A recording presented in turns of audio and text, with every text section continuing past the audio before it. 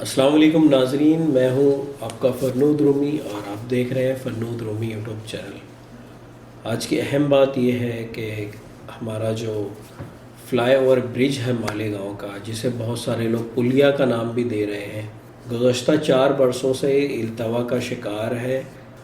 کہا یہ جاتا ہے کہ اگر یہ فلائی اوور برج بن جاتا تو مالیگاؤں کی خوبصورتی میں نہ صرف اضافہ ہوتا بلکہ جو راہگیر وہاں سے گزرتے ہیں، جو گاڑیاں گزرتی ہیں، جو طلبہ اسکول کالجز کو جاتے ہیں، ان کو بھی آسانی ہوتی۔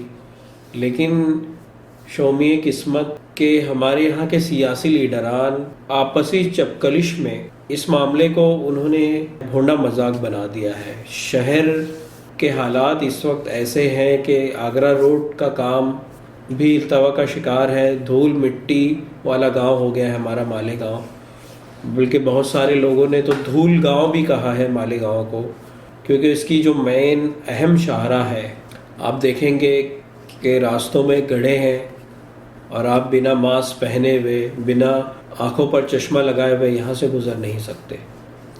بات ہو رہی تھی مالیگاؤں کے اڑان پل کی، فلائی اوور برج کی۔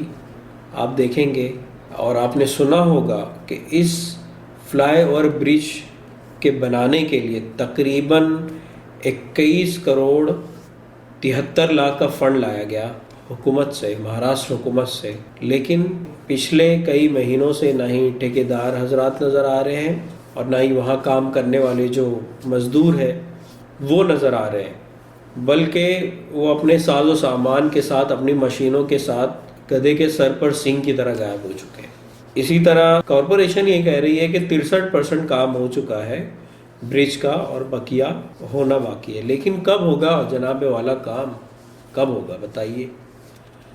63% کام ہو رہا ہے، 4 سال کا عرصہ گزر گیا ہے، ایک برج نہیں بن پا رہا ہے مالیگاؤں میں۔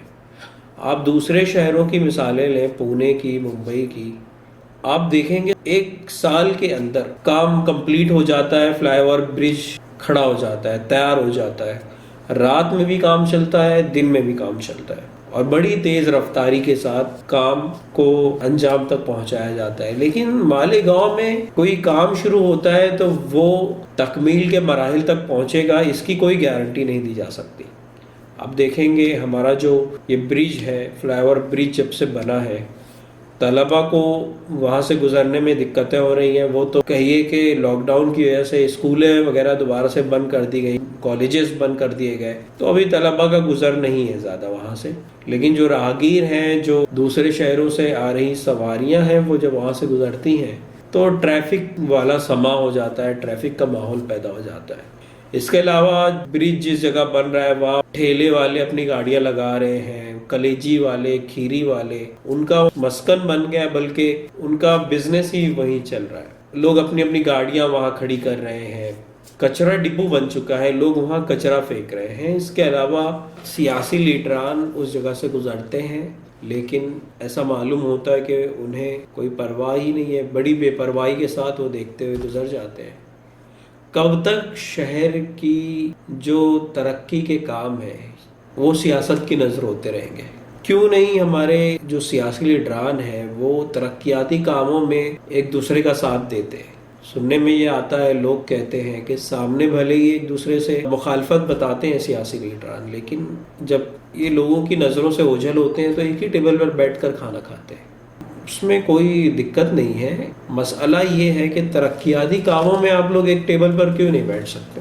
سیاسی اختلافات جو ظاہری آپ لوگ دکھاتے ہیں تو وہ رکھیے اپنی حد تک، لیکن شہر ترقی کی راہ پر گامزن ہو، اس کے لیے تو آپ نے سوچنا ہوگا نا، اپنی آگے کی نسل کے لیے، اپنی قوم کے لیے۔ ہمارا مالیگاؤں طرح طرح کے ناموں سے جانا جاتا ہے، مذہبی شہر، دینی شہر، علمی شہر، لیکن کیا کہیں کہ سیاست کی نظر ہو جاتا ہے لے دے کر۔ وہی کچرا، وہی گندگی، وہی اتی کرمن، وہی خراب سڑکیں، وہی آدھا ادھورا برج کا کام، گٹر کا کام، پانی بہہ رہا ہے، گندا پانی سڑکوں پر، گلیوں میں، مسجدوں میں گھس رہا ہے، تو ان پر کون دھیان دے گا؟ لیڈران کی طرف ہی تو لوگ دیکھیں گے۔